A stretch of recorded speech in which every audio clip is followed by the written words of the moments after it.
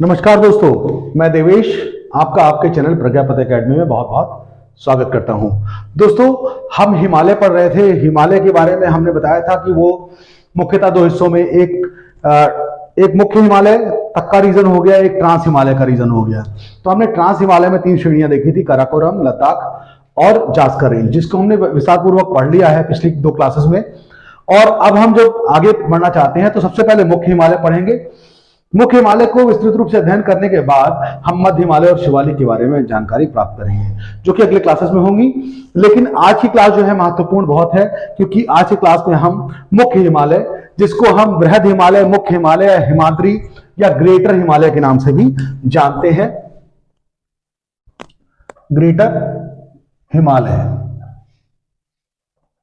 Greater Himalaya के नाम से हम जानते हैं। ये एक मुख्य हिमालय है जो कि बर्फ की चोटियों से ढका रहता है। तो चलिए इसके बारे में अब अध्ययन शुरू करते हैं। तो इसके विषय में बताने के लिए हम सबसे पहले बताना चाहेंगे, देखिए यहां से, इस जगह से आप देखेंगे, यहां से मैंने बताया था यहां नंगा पर्वत है जो कि जास्कर श्रेणी और मुख्य हिमालय श्रेणी के बिल्कुल मतलब बीचों बीच में करीब स्थित है। वहां से आएंगे और ये देखिए जो उत्तराखंड है, उत्तराखंड का जो ऊपरी हिस्सा है, बिल्कुल ऊपरी हिस्सा, वो भी जास्कर श्रेणी में चला जाता है। तो देखिए इसके थोड़े नीचे से ही जाएंगे ऐसे करते हुए, ये देखिए, ठीक, यानी ये हमारी रेंज है, मुख्य हिमालय की रेंज है, ठीक है, ये रेंज है हमारी।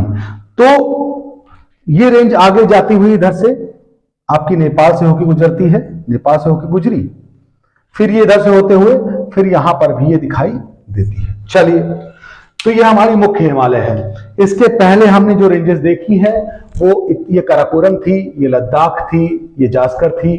अभी हमने सबको पढ़ लिया है। इसके बाद आएगी लघु हिमालय, इसके बाद आएगी शिवालिक, ठीक। लेकिन फिलहाल अभी चलिए हम इसको बता देते हैं। ये काराकोरम थी, काराकोरम, ये आपकी थी लद्दाख, ये आपकी थी जास्कर, ये आपकी आएगी लेसर, ये आपकी आएगी शिवालिक। मोटे तौर पर बस जान लीजिए। तो काराकोरम होगी, लद्दाख होगी, जास्कर होगी और लेसर हिमालय होगी और शिवालिक होगी। लेकिन मुख्य अभी हम जो बताएंगे पूरा, वो अभी यहां से लेकर के यहां तक। देखिए, तो पहली बात जब हम देखते हैं तो बिल्कुल देखिए अर्धचंद्राकार, इसका जो डिजाइन है वो कैसा है। तो पहला चीज क्या हो गया, आकार। आकार कैसा है, अर्ध चंद्राकार या अर्ध वृत्ताकार। अर्धचंद्राकार या अर्धवृत्ताकार, ठीक। दूसरी बात क्या है, लंबाई। लंबाई 2 नंबर पे चौड़ाई, 3 नंबर पे क्या है, ऊंचाई। लंबाई, चौड़ाई और ऊंचाई। चलिए लंबाई देख लेते हैं। लंबाई की बात करते हैं तो यहां से अगर लेकर के यहां तक देखा जाए, यूं तो घूम करके ये आपका अराकान योमा जो आपके वो म्यांमार में है, उस वहां भी जाता है। लेकिन फिलहाल यहां तक अगर देखें तो ये कितना है, 2500 किलोमीटर लंबाई इसकी होती है। 2400 से लेके 2500, तो मोटे तौर पर 2500 किलोमीटर आप इसको मान सकते हैं। चौड़ाई की बात करें तो अगर मुख्य हिमालय की ही बात कर रहे हैं तो ये कुल मिला के 25 किलोमीटर तक चौड़ाई इसकी 25 किलोमीटर तक है। तो ये 2500 किलोमीटर लंबा और 25 किलोमीटर चौड़ा है मुख्य हिमालय, ठीक।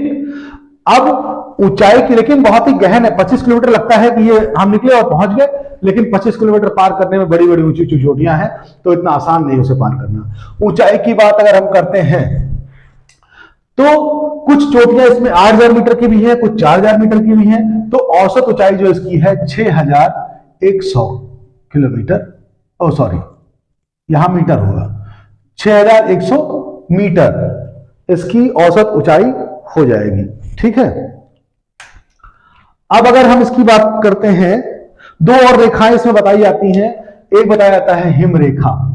क्या, हिम रेखा। हिम रेखा वो रेखा है जहां पर बर्फ जमना शुरू हो जाती है, ठीक है। तो यहां पर जो हिम रेखा है, वो हिम रेखा आपकी 4500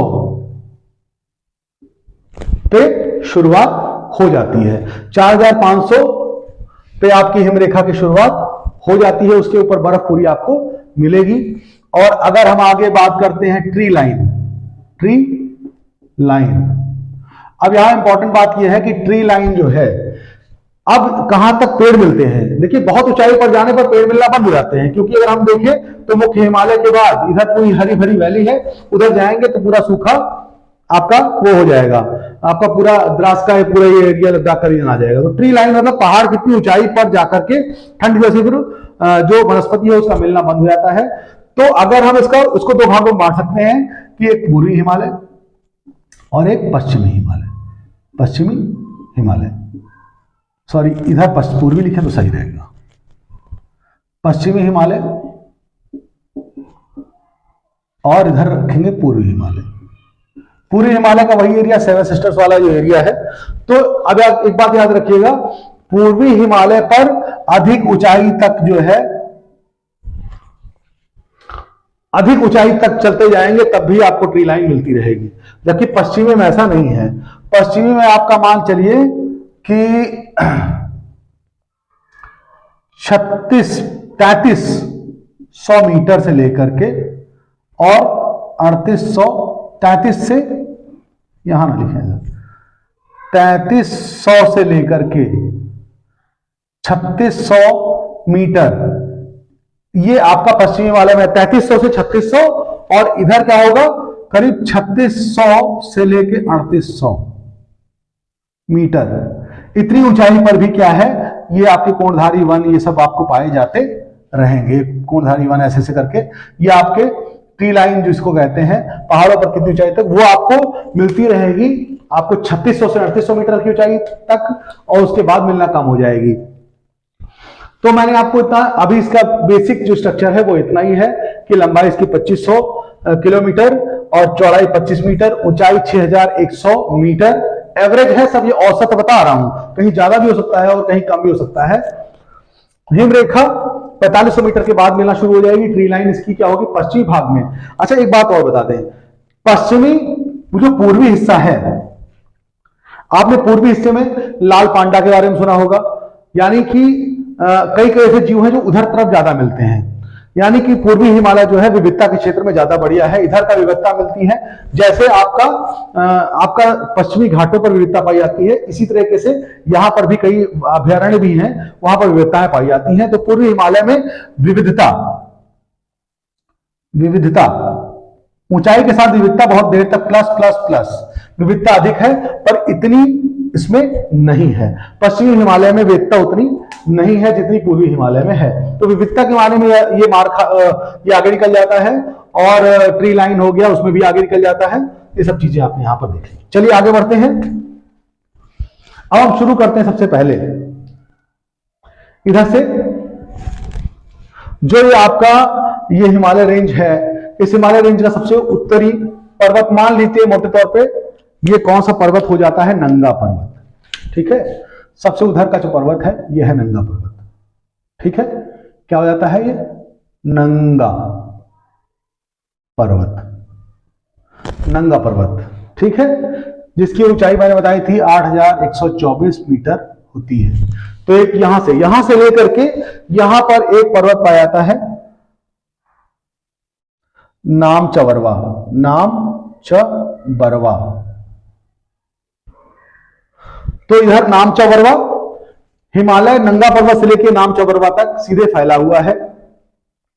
ठीक, अब इसको अगर बांटा जाए तो प्रादेशिक रूप से जो है ये कश्मीर वाला हो गया, ये आपका नेपाल वाला हो गया, असम वाला हो गया, इस तरह से डिवाइडेड है। ठीक, अब इसमें जो रेंजेस पाई जाएंगी यहां पर, ठीक, इसमें आपका यहां से क्रॉस करने वाला एक दर्रा, इसका नाम क्या है, उसका नाम है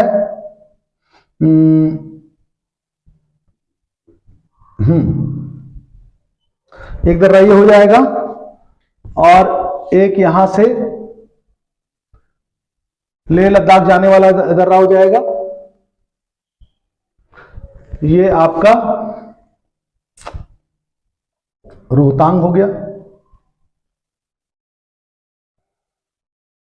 रोहतांग दर्रा हो जाएगा। ठीक है, और फिर आगे बढ़ते हैं यहां पर। तो अब जब हम उत्तर प्रदेश के ऊपर यानी यहां पर हिमाचल प्रदेश, यहां पर उत्तराखंड के पास आते हैं तो यहां पर भी कई सारे दर्रे पाए जाते हैं। 3 दर्रे यहां पाए जाते हैं, बताता हूं अभी। तो ये रोहतांग हो गया, ये आपका ये घाटी। अब यहां पर थोड़ा घाटी बना देता हूं मैं। देखिए घाटी इस पहाड़ के पहले है, ये देखिए घाटी पूरी है, यहाँ पे अंडाकार घाटी है पूरी कश्मीर की।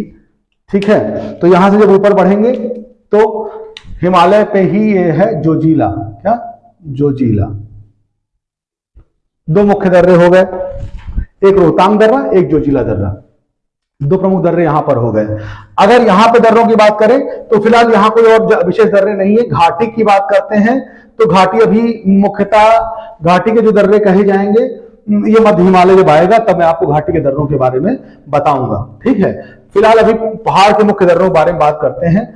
ये जो दर्रे हैं ये फिलहाल तो जास्कर श्रेणी में है, लेकिन चूंकि हिमालय बिल्कुल पास है इसलिए मैं जास्कर श्रेणी के दर्रों को इसमें ही बता देता हूं। ये इधर सबसे किनारे वाला दर्रा जो है इसको कहते हैं लिपुलेख दर्रा।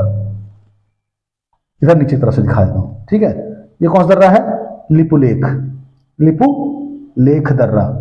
ये उत्तराखंड के ऊपरी हिस्से में है, सबसे किनारे लिपुलेख दर्रा। एक दर्रा और है माना दर्रा। ठीक, और एक दर्रा है नीति दर्रा। नीति दर्रा।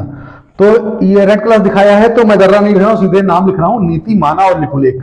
3 दर्रे हैं, रोहतांग देख ही रहे हैं, जोजिला देख ही रहे हैं। ठीक, अब अगर हम इधर की तरफ जाते हैं,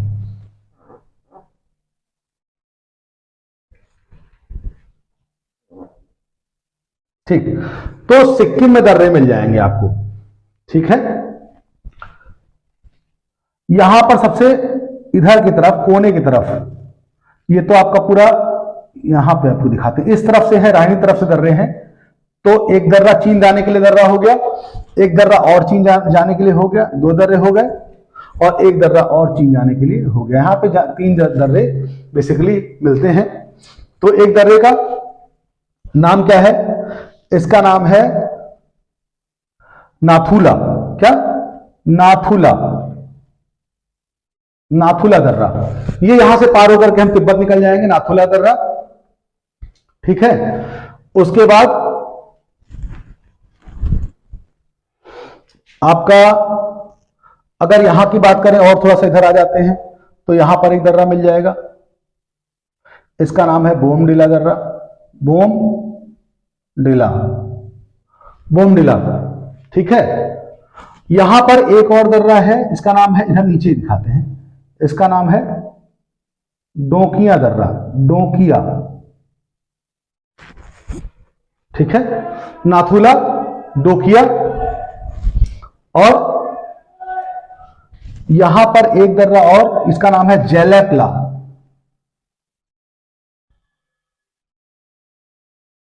ठीक है, यानी सिक्किम में ही आपने 3 दर्रे देखे।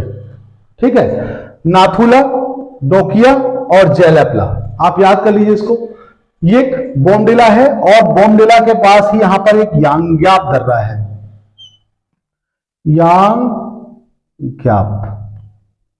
यांग्याप दर्रा है। यानी दर्रों की बात करते हैं तो कुछ दर्रे हमारे आपको इस तरफ मिलते हैं, जिसमें एक जोजिला दर्रा है जो कि लेह जाने के लिए, रोहतांग से भी लेह जाने के लिए दर्रा, ये रोहतांग दर्रा हो गया। उसके बाद आपका ये जो दर्रे 3 दर्रे मैंने आपको उत्तराखंड में दिखाए हैं, ये कहां जाने के लिए हैं? ये तिब्बत में मानसरोवर झील यहां पर पड़ती है, मानसरोवर झील, राकस झील, जहां से जो है ये सिंधु नदी निकलती है और ऐसे करके इधर को, ऐसे लद्दाख से होकर इधर को जाती है। तो सिंधु नदी तक जाने के लिए और मानसरोवर लेक तक पहुंचने के लिए यहां से लिपुलेख दर्रा है जो पूरा की रास्ता पूरा बना हुआ है। जेलेपला है, डोकिया है, नाथुला है, यहां पर यांग्याप, बोमडिला नाम और ये सब दर्रे हैं। ये सब दर्रा आपका तिब्बत जाने के लिए और चीन जाने के लिए इस्तेमाल किया जाता है। चलिए, इतना तो मुख्य तौर पे दर्रे हो गए। कुछ दर्रे आपके क्या हैं कि जैसे आपका यहां पर आप जानते हैं नागालैंड है, तो असम से नागालैंड जाने के लिए एक यहां पर एक दर्रा और भी है, उसका नाम है दीफू दर्रा। क्या नाम है? दीफू दर्रा। ठीक है,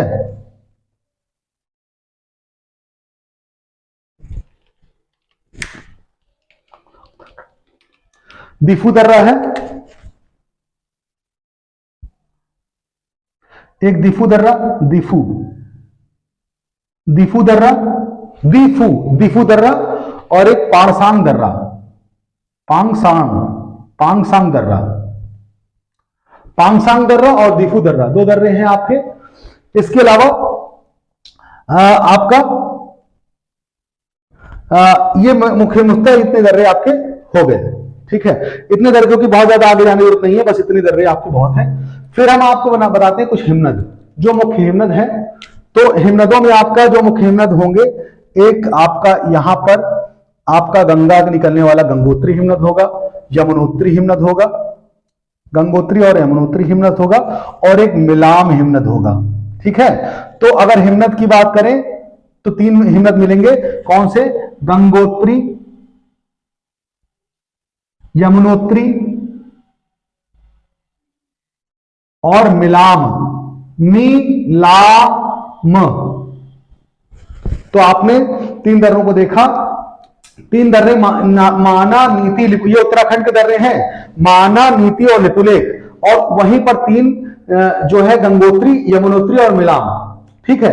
गंगोत्री, यमुनोत्री और मिलाम। अब आपको बता दें, गंगोत्री से निकलेगी गंगा, ऐसे जाएगी, यमुनोत्री से निकलेगी, यमुनोत्री से निकलेगी यमुना, गंगोत्री से निकलेगी गंगा, और मिलाम हिमनद भी वहां पर आपको मिलेगा, ठीक। तो ये तीन हिमनद यहां की तरफ हो गए। इसके अलावा अगर हम देखें तो रोहतांग जो है, जो रोहतांग है उसकी उसी पास के पास में यहां पर एक और हिमनद दिखाई देता है। इस हिमनद का नाम क्या है? इस हिमनद का नाम है व्यासकुंड। क्या? व्यासकुंड। व्यासकुंड हिमनद अपने आप में बहुत महत्वपूर्ण हिमनद है, क्योंकि इससे होकर के दो नदियां पूरी निकलती हैं। इसके अलावा आपका झेलम नदी भी एक है, उसको बोलते हैं, झेलम नदी आपकी निकलती है, वहां पर भी एक हिमनद नहीं है, एक जो है झील है, उसको बोलते हैं शेषनाग लेक। शेषनाग लेक, वहां के पास में एक हिमनद है, उससे होकर के निकलती है। तो चलिए हम आपको जल्दी से दिखा देते हैं कि कैसे आपकी झेलम नदी निकलती है। देखिए शेषनाग लेक यहां पर है, यही देखिए कश्मीर के में शेषनाग लेक से, पेन देखिए बदल देते हैं, शेषनाग लेक से आपकी ये नदी निकली और ये कश्मीर घाटी में होते हुए और डल झील के पास से होते हुए वुलर लेक यहां पड़ेगी, वुलर लेक से होते हुए और फिर इसी लाइन से होकर के बाहर चली जाती है। ये कौन सी नदी होती है? झेलम नदी, ठीक। मैंने बोला व्यासकुंड, हमने आपसे बताया था कि रोहतांग दर्रे के पास ही मनाली है, मनाली, ठीक। मनाली बिल्कुल रोहतांग के पास, दर्रे के पास है, बस मनाली से थोड़ा सा बाईं तरफ चलेंगे तो यहां पर आपको व्यासकुंड मिलेगा। उस व्यासकुंड से दो नदियां निकलेंगी, ठीक है। मैं व्यासकुंड ऊपर ही लिख देता हूं भी। तो दो नदियों में से एक नदी नीचे की तरफ आएगी और इधर की तरफ कुल्लू से होते हुए कुल्लू घूम जाएगी और घूम करके पंजाब की तरफ निकल जाएगी। ये नदी है कौन सी नदी? व्यास नदी, व्यास नदी। और ये क्या है? व्यासकुंड, व्यासकुंड, ठीक है। व्यासकुंड हो गया। अब इसी व्यासकुंड के पीछे से रावी नदी निकलेगी। रावी नदी आपकी जम्मू कश्मीर और हिमाचल प्रदेश की सीमा से होते हुए आके पंजाब में चली जाएगी। तो ये कौन सी नदी होगी? रावी नदी। तो आप देख लीजिएगा, यहां पर जो आपका व्यासकुंड ग्लेशियर है वो सबसे इंपॉर्टेंट ग्लेशियर है, क्योंकि वहां से दो नदियां निकलेंगी, एक निकलेगी आपकी व्यास नदी और एक रावी नदी निकलेगी। उसके पहले शेषनाग लेक के पास से आपकी एक नदी निकलेगी, झेलम नदी। अब एक चीज और बता दें थोड़ा सा, बाबा बर्फानी सब लोग जानते हैं, बाबा अमरनाथ की गुफा इसी जोजिला पास और शेषनाग लेक के बीच में है, यानी कि घाटी के ठीक उत्तर में अमरनाथ, क्या? अमरनाथ की गुफा है। चलिए ये तो मैंने जानकारी के लिए बता दिया केवल आपको। एक नदी और मैं बताना चाहूंगा जो कि आप जान लीजिए, जो कि इधर जहां पर आपका मनाली है और लाहौल स्पीति पड़ता है वहां से निकलती है, रोहतांग दर्रे के पीछे से होते हुए, रावी के पीछे से होते हुए और बाद में जम्मू के पीछे से निकल जाती है। यह है चिनाब नदी, चिनाब। तो यानी मुख्य हिमालय से निकलने वाली नदियां मैंने आपको बताई कौन कौन सी। एक नदी दिखाई व्यास, दूसरी नदी दिखाई रावी और तीसरी पीछे से, इन दोनों नदियों के पीछे से होते हुए और रोहतांग पास से निकलती है, और चिनाब नदी जम्मू के बगल से होते हुए निकल जाती है। हमने इसको जम्मू कश्मीर चैप्टर में बहुत गहराई से बताया है, यहां पर जल्दी में बता रहे हैं, कोई इसको थोड़ा सा बस समझ लीजिएगा। तो मुख्य मुख्य आपके मैंने इतनी देर में दर्रे बताए आपको, एक चोटी इस किनारे की बताई, एक चोटी उस किनारे की बताई, इधर नाम चवरवा है, इधर नंगा पर्वत है। नाम चवरवा और नंगा पर्वत की अभी ढेर सारी चोटियां मैं आपको दिखाऊंगा। हिमनद के रूप में मैंने आपको बता दिया है, ठीक है। मुख्य हिमनद जो है इसमें ये 3 हिमनद हो गए, और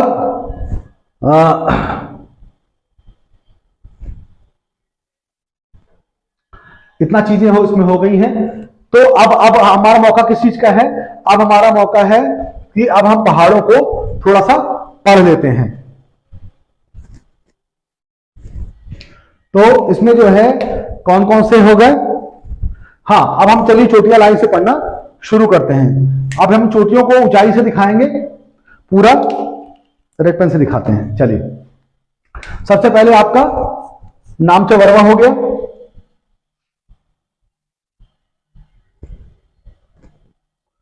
नाम चवरवा एक हो गया। दूसरा आपका ये हो गया कांगटो।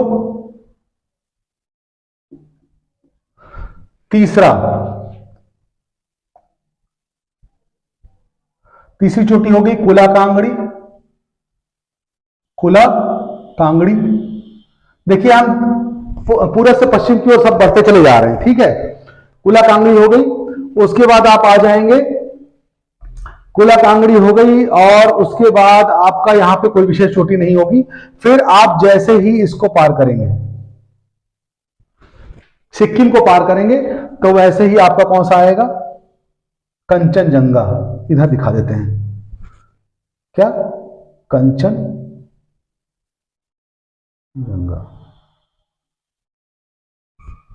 ठीक है। कंचनजंगा चोटी हो जाएगी।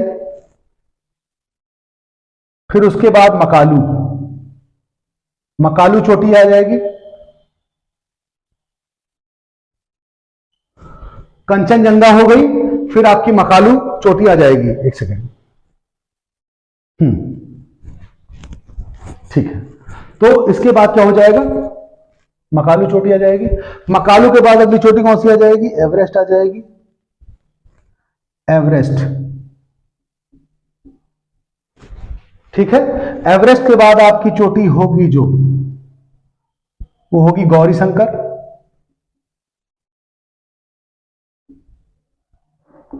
गौरी शंकर चोटी, देखिए एवरेस्ट की ऊंचाई कितनी हो जाएगी? 8,848 मीटर, ठीक है। तो उसके बाद गौरी शंकर आ जाएगी। गौरी शंकर के बाद आएगी गोसाई थान। गोसाई थान, ठीक है। गोसाई थान चोटी के बाद आपको एक और मनसालू, मनसालू, मनसालू के बाद अगली चोटी कौन सी होगी? धौलागिरी, धौलागिरी, ठीक है। धौलागिरी हो जाएगी, और नहीं, पहले धौलागिरी नहीं आएगी, पहले आएगी आपकी गोसाई थान के बाद मनसालू, और मनसालू के बाद आपकी अगली चोटी कौन सी होगी? अगली होगी, गोसाई थान हो गया, मनसालू हो गया, अगली होगी अन्नपूर्णा। अन्नपूर्णा, अन्नपूर्णा होगी। अन्नपूर्णा के बाद अगली चोटी होगी, अन्नपूर्णा हो गई थी। अन्नपूर्णा के बाद आपके धौलागिरी, धौलागिरी, देखिए सब उधर से चोटियां चली आ रही हैं। कंचनजंगा, मकालू, एवरेस्ट, गौरीशंकर, गोसाईथान, मनसालू, अन्नपूर्णा, धौलागिरी। उसके बाद हम चले उत्तराखंड में प्रवेश कर जाएंगे। धौलागिरी के बाद हम उत्तराखंड में प्रवेश करेंगे। उत्तराखंड में जो इधर सबसे किनारे जो चोटी होगी, पहली चोटी, वो कौन सी होगी? नंदा देवी, नंदा देवी। नंदा देवी के पास एक जो है जैसे पार्क होता है ना, जैसे मैंने आपको हेमिस बताया, ठीक है, पिछली बार आप जब पढ़ा रहे थे तो पिन वैली, हेमिस, ठीक है, देवसाई अभयारण्य बताया, वैसे ही यहां पर नंदा देवी का भी जो है आपका नंदा देवी पार्क है, वो भी बहुत फेमस है। तो नंदा देवी चोटी है यहां पर। नंदा देवी चोटी के बाद आपकी कौन सी चोटी होगी? त्रिशूल। नंदा देवी के बाद आपकी होगी त्रिशूल। त्रिशूल चोटी के बाद कौन सी चोटी आएगी? त्रिशूल चोटी के बाद आपकी आएगी कामेत। कामेत के बाद चोटी कौन सी होगी? ये मैं ऊपर दिखा दे रहा हूं क्योंकि अंदर मैंने, ये रहेंगे उत्तराखंड में ही, थोड़ा ऊपर मैं दिखा दे रहा हूं, लेकिन ये उत्तराखंड में ही है। तो कामेत के बाद कौन सी आएगी? बद्रीनाथ। बद्रीनाथ। बद्रीनाथ के बाद आएगी केदारनाथ।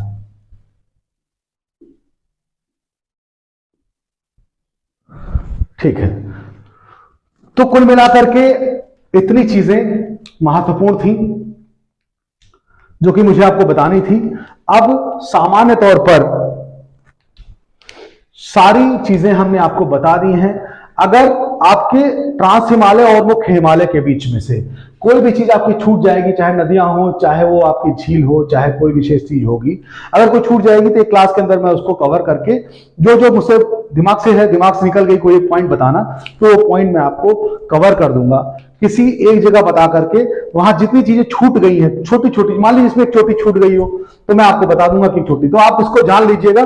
चलिए चोटी का नाम फिर से बताता हूं, बहुत साफ दिखाई नहीं दे रहा है, तो चोटी का नाम बताता हूं। सबसे किनारे रामचौरवा, फिर कांगटो, फिर खुला कांगड़ी, फिर कंचनजंगा आ गया, फिर मकालू, फिर एवरेस्ट, फिर गौरी शंकर, फिर गोसाई थान, फिर मनसालू, फिर अन्नपूर्णा, फिर धौलागिरी, फिर नंदा देवी, फिर त्रिशूल, फिर कामेत, फिर बद्रीनाथ, केदारनाथ। उसके बाद आपका इधर आ जाएगा कौन सा? नंगा पर्वत। देखिए ये जिस क्रम में है उस क्रम को मैंने तैयार करके उसी क्रम में ही बताया है, तो आप इसको एज इट इज ही याद कर लीजिए, इसको अपने हिसाब से। देखिए मेरा मैप तो इतना साफ नहीं है, आप बड़े आराम से एक साफ मैप बना करके उसमें सारा आप पॉइंट आउट कर सकते हैं, कहां कहां दर्रे हैं, रोहतांग दर्रा कहां से जाता है, जोजिला कहां से जाता है, और नंगा पर्वत किस जगह पर है, ये पूरा आपको बता दिया मैंने, उनका आकार, हर चीज। तो फिर मुख्य हिमालय में मुख्य तौर पर इससे अधिक ज्यादा उम्मीद नहीं करेंगे, लेकिन हाँ कुछ भी आ सकता है, तैयारी और भी रखिए, और भी सोर्सेज से पढ़ते रहिए